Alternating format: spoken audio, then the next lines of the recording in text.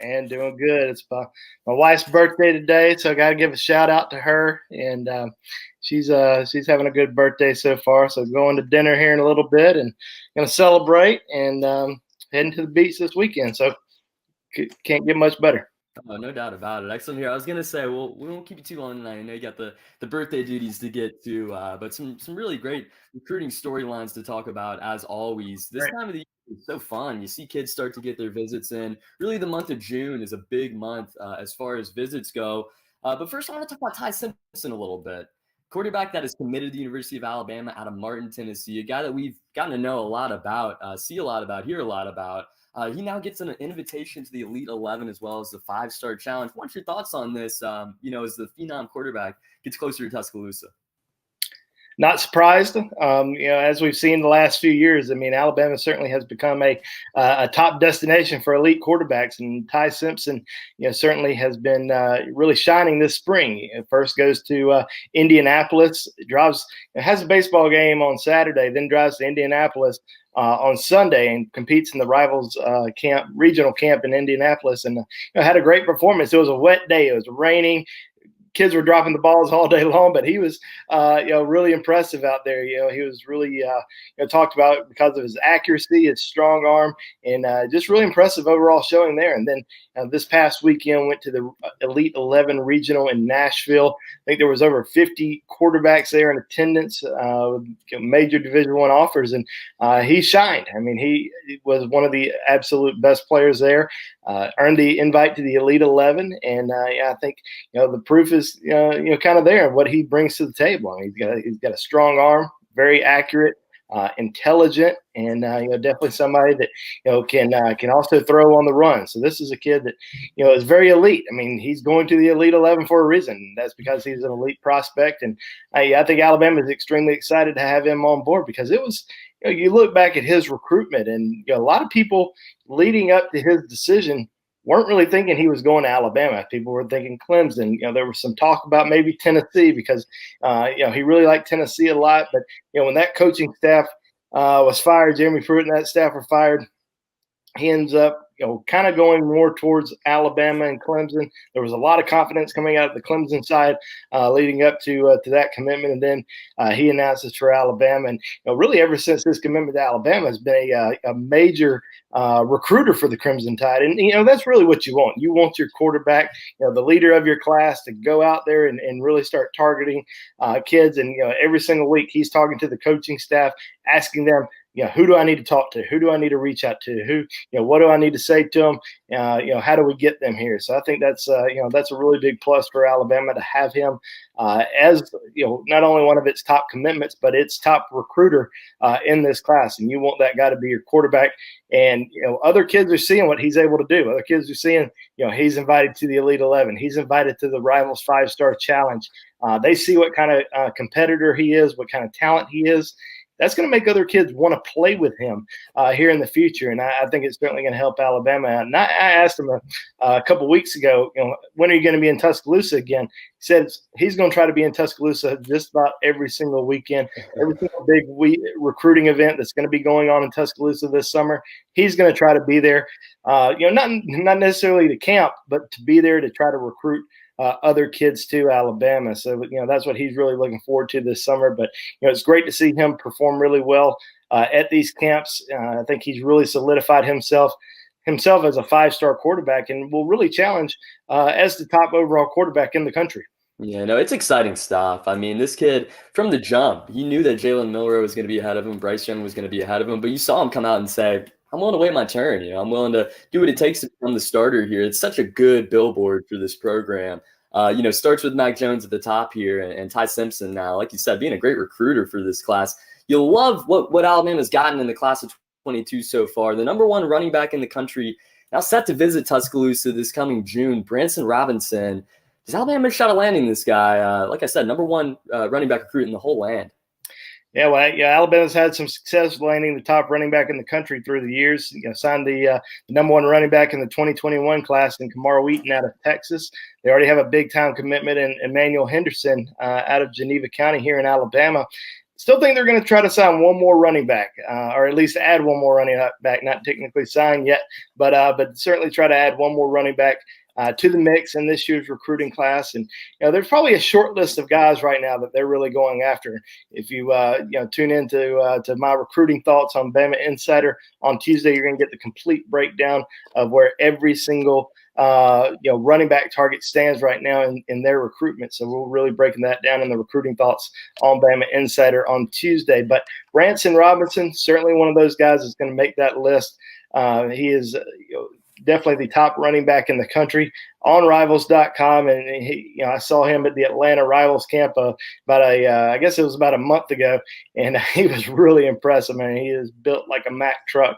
Just very physical, very polished running back, and certainly somebody that I think is going to have a lot of success at the next level. Now, as of right now, I think Georgia's in the lead. You pretty much alluded to that at the Rivals camp. I don't think that has changed at all. He's going to visit Georgia in early June. I think the biggest thing there is, can he hold out? Can he take his other visits after that trip to Athens? Because, Kirby Smart, Del McGee, that whole coaching staff is really going to be pressing hard to get him on board before he takes these other visits, because he has visits set up to Alabama. That Alabama visit is going to be in late June. So I believe it's June the 25th through the 27th. He's also going to visit Clemson, going to visit Tennessee.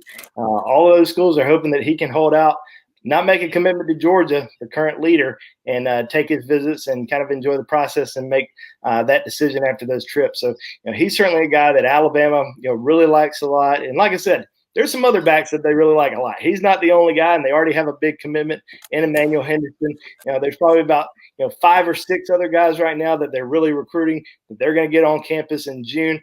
And I certainly think that they'll be able to land at least one of those guys to add to the already talented backfield with Emmanuel Henderson.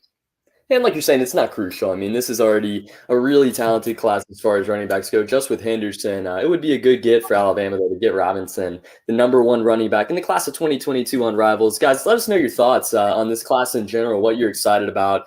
What you're excited about at the top here, too, on the Alabama roster. Get us the like button, subscribe. Andrew, Marquise, don't want to pronounce this wrong here. We got the pronunciation today. Graciel, I believe, is committed to the University of Missouri.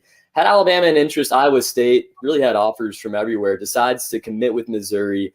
Alabama thought that they would have a chance to get Graciel here. He doesn't commit. Let's talk about some other DL recruits around the country. Who you expect this team to sign now that Graciel has decided to go to Columbia? Yeah, well, I don't think it was a big surprise when he committed to Mizzou last week. We've been hearing he was really leaning towards staying at home, and I know what Alabama fans think. As soon as you see somebody commit to Mizzou over Alabama, or if it was Kentucky over Alabama, they must not have had a legit offer from Alabama. That's, some of that stuff's just not true. This is a legit kid. This is somebody that Freddie Roach and the Alabama coaching staff really liked a lot, and had developed a good relationship with. Fact is, he wanted to stay home, and there's no problem with that at all. He's a big defensive lineman, 6'5", about 295 pounds. Those kind of guys don't really grow on trees. So you got to continue to recruit, continue to evaluate kids kind of moving forward. But I think Alabama probably expected him to go to Missouri, not last week, but probably early on in the process. But they were recruiting him. He had an offer. Could have committed to Alabama last week if he wanted to, but no surprise with his commitment to Mizzou. Other defensive linemen that Alabama's going after. Now, I don't want to really go in depth on the overall defensive line class because there's a lot of defensive ends that are out there. I'm just talking about interior guys that Alabama's recruiting and that they're trying to sign. Now, they already have a monster defensive tackle in Jaheim Otis out of Columbia High School, not in Missouri, but in Mississippi.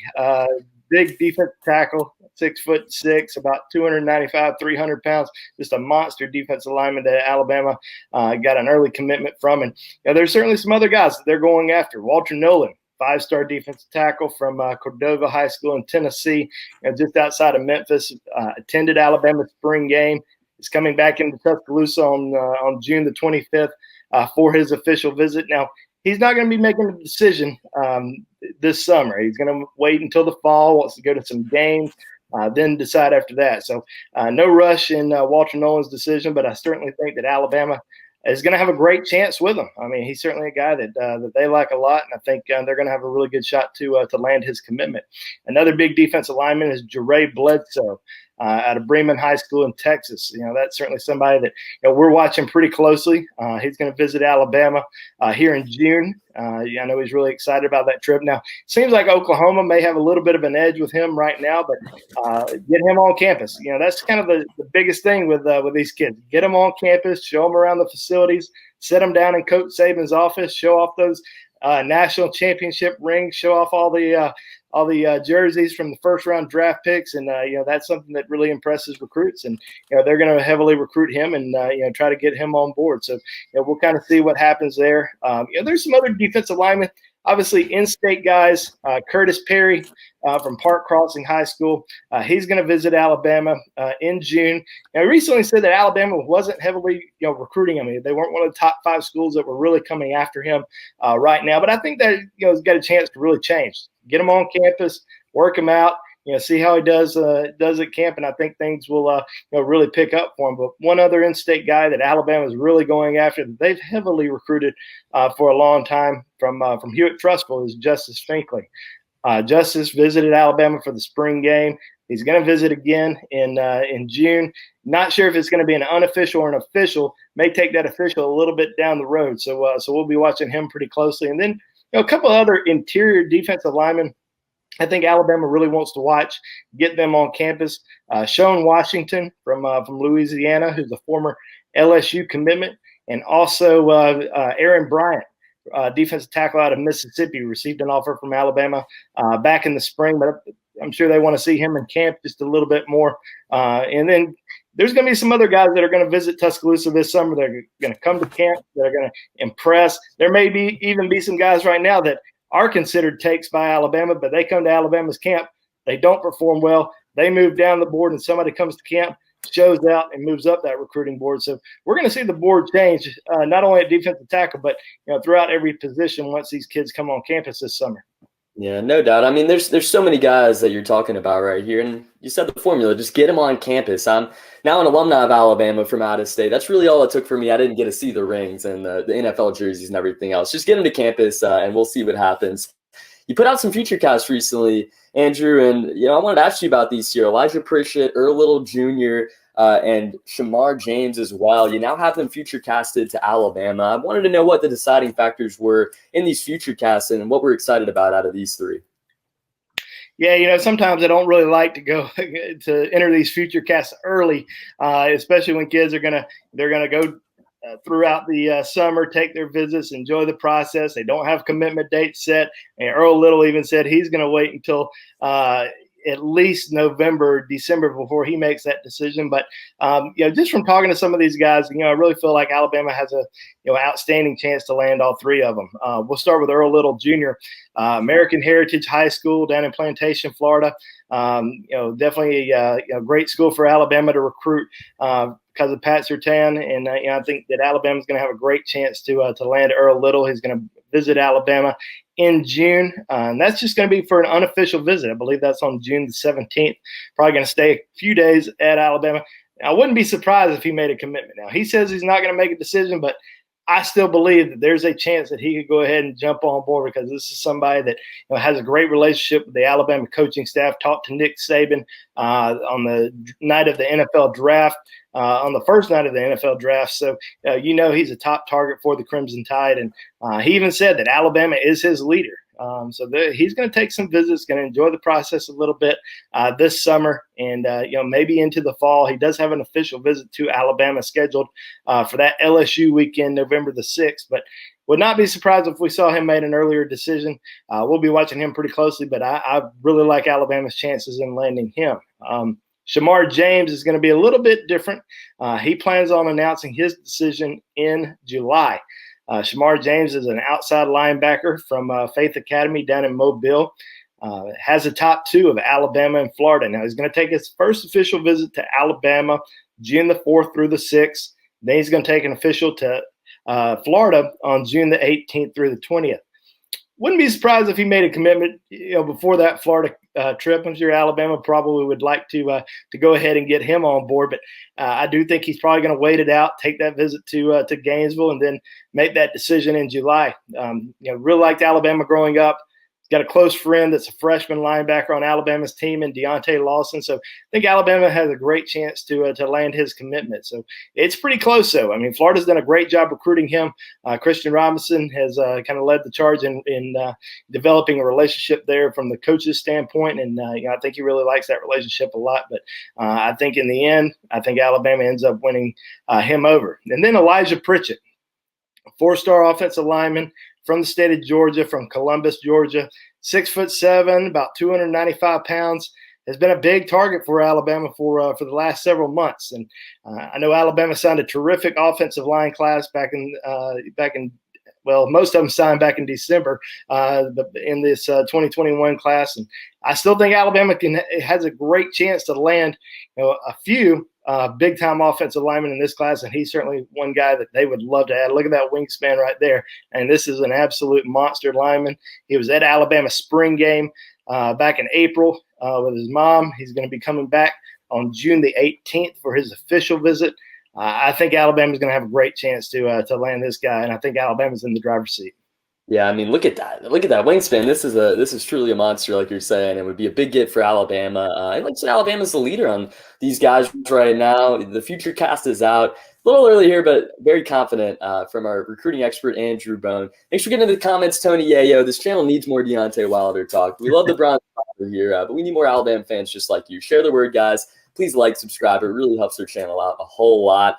We want to start doing something on this show every week while we have our recruiting expert Andrew Bone on with us, the top targets of the week. We're going to pick a player on offense, a player on defense that we're going to kind of do a deep dive on, talk about where they're at in the recruiting process, and really preview a couple of players every week. We want to start this week on offense. Zach Rice, class of 2022, the offensive lineman out of Lynchburg, Virginia, really another big guy here. Let's talk about Zach Rice a little bit and where you expect him to end up, where he's at in his recruiting process at this point. Well, he's got a big month coming up here in June. Going to take his official visits. Alabama's going to get him on campus on June the 18th through the 20th, same weekend as big Elijah Pritchett there. But he's also going to visit Notre Dame, going to visit Virginia, Ohio State, North Carolina. Now, he doesn't have an official setup with North Carolina yet, but he is taking an unofficial visit there. Now, there has been a lot of talk kind of leading up over the last few months that Virginia and North Carolina may be a little bit ahead of everybody else. But I think Alabama, over the course of the last few months, has really turned up the heat on him, has really moved up his list. If you look back at I think he put out a top 10 or top 8 back. I think it was back in the fall, like late fall, he put out that list and didn't even have Alabama on it. So we kind of removed him from our watch board. And then all of a sudden we started hearing more rumblings that Alabama was really getting involved and really pressing hard for him. He's got a great relationship with Sal Sinceri, his area recruiter, and also has developed a really good relationship with the new offensive line coach, Doug Marrone. So, he's certainly somebody that we're going to be watching very closely during that official visit weekend to Alabama on June the 18th through the 20th. And I really think that Alabama could potentially push ahead and move to the top of his list. Yeah, no doubt about it. Another really big recruit here, and a guy that didn't really consider Alabama, like you're talking about, for a little bit. Back on the list, we'll see how Alabama does with him. That's the offensive side. We're going to pick a player on defense each week as well. For our first week here, cornerback safety mix, Terence Brooks. We talked about him a little bit last week on our recruiting portion of this show. Class 2022 as well out of Plano, Texas. Another really big recruit Alabama's keyed in on. What do we need to know about him, and where's he at right now in this recruiting process?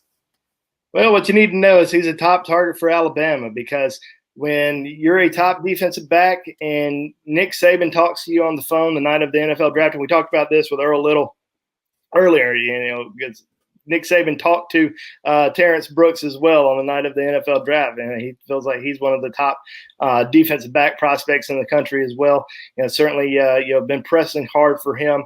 And I think with Coach Jay Valet, joining the Alabama staff here a couple months ago, that relationship has really helped a lot as well, because he recruited him while he was at Texas. So that relationship's been going on for a while. The biggest hurdle Alabama has to overcome is he is a Texas A&M legacy. His father, Terence Brooks, known as Chet Brooks, is in the Texas A&M Hall of Fame.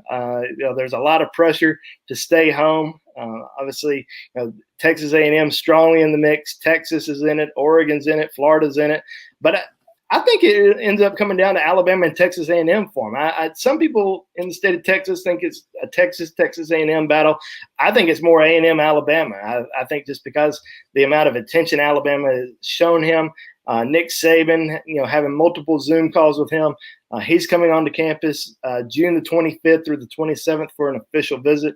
I just think they've done a great job recruiting him throughout the entire process. And, he's a guy who's, pretty rangy. You can move him around. He can play a number of positions in the defensive backfield. And I think that's why Alabama really likes him a lot. And, Alabama's got a chance to really do some damage in the defensive backfield in this class. And you pair it up with the defensive back class that Alabama signed last year, it's got a chance to be really special here in the future. So we'll see what they're able to do, but I think they've got a really good chance with Terence Brooks, even though he's an A&M legacy. Now, we've seen this before. We've seen this song and dance last year with two brothers that signed with Alabama, whose father is in the Texas Ring of Honor, or whatever, or Hall of Honor. I forgot what they call it over there in Austin, but the Brockermeyer twins ended up signing with Alabama over Texas. So, obviously, if they can do it, I think, other kids out there can do it as well. And I think Terence Brooks is certainly a prospect who's going to make his own mind up and not really, base it on where his father went to school. Obviously, there's going to be a lot of pressure. We see that every single year with top kids, the pressure that's on them. But in the end, most of them typically make their own decision. And I think Terence Brooks is going to do that. A&M may be the best place for him, but it also may be Alabama. And I think they're going to have a great chance to land his commitment. Oh, yeah. I mean, it's 2021. Nowadays, you see kids really go wherever they want to go. And it's important. You like seeing kids follow in the father's footsteps at times or go to a school, this, that, whatever. But you're seeing a lot more of this nowadays, like the Brockermeyer twins last year. We'll see what happens in the future. Maybe Arch Manning decides to go to Southern California or something like that. Loyalty isn't as much of a thing when you talk about a lot of these kids. And we'll see what Terence Brooks ends up deciding to do. We're going to let you get to the birthday cake and the presents here in just a second. What's your final thoughts, though, before we get out of here on this week episode of Monday Night Quarterback? Well, I'm just anxious to get the summer rolling. I mean, I'm going on a vacation this week, and it kind of falls right in line right before we kick off the month of June, because I'm going to be gone until the 29th. Then you get June the 1st, and I mean, it is going to be pandemonium throughout the entire country with the recruiting visits from so many people. I mean, we have so many kids that have already confirmed with us on BamaInsider.com their official visit dates, their camp dates. There's more than 50 kids that have currently confirmed their visit plans with Bama Insider. So it's going to be pretty busy. There's going to be a lot of recruiting content that's going to come out on Bama Insider, throughout this next month. It's going to be really exciting because kids are finally able to start visiting college campuses again. We haven't seen this in so long. Now, we've seen kids go to college campuses, but they haven't had a chance to visit with coaches. They haven't had a chance to camp. They haven't had a chance to do these official visits or go inside facilities or, sit down with academic advisors. And this is finally happening once again come June the 1st. And we're going to see kids from all across the country in Tuscaloosa throughout the entire month of June. So it's going to be a lot of fun.